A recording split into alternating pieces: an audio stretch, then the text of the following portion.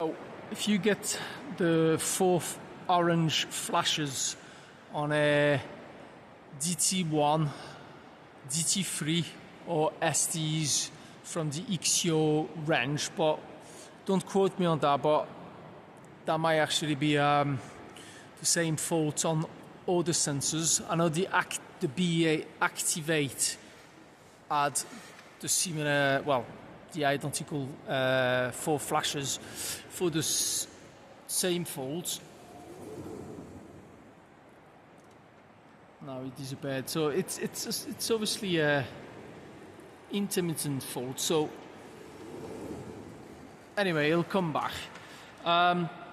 So looking at the manual, it just states that there's not enough infrared energy, so being sent to the floor and back.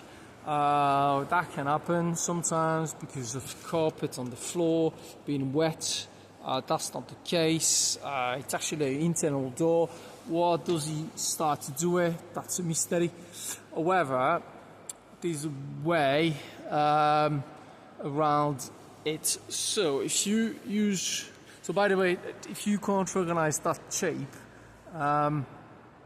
that's just the BEA DT1 integrated onto a Gilgen SLX header. So don't worry too much about the shape. It's the same electronic software, same electronic device inside. So you use your BEA remote, unlock it, and then you are going into immunity and then press 7. So now that I set your immunity onto 7, what it does, so you know, from 1 to 5, that's the immunity for sensors that are set below 2.8 meter. Now that's my case. However, my height is quite, I'd say I'm well easy 2.5.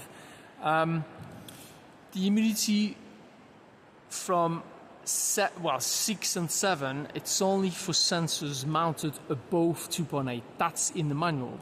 So by setting the humidity on 7, what you do essentially, you double the infrared energy being sent to the floor. Now, words of caution, that makes the setting, or the setup, shall I say, non-compliant. So this is just for test purpose only, to fix an issue. This is not to make a door compliant. So also the second setup you want, it's press B. So go back into the parameter, press B, and you press on 1. So essentially what it does, it will reduce from 2 curtains to 1. I found that these 2 settings will cure my 4 orange flashes. As I said, it will make the sensor setup non-compliant.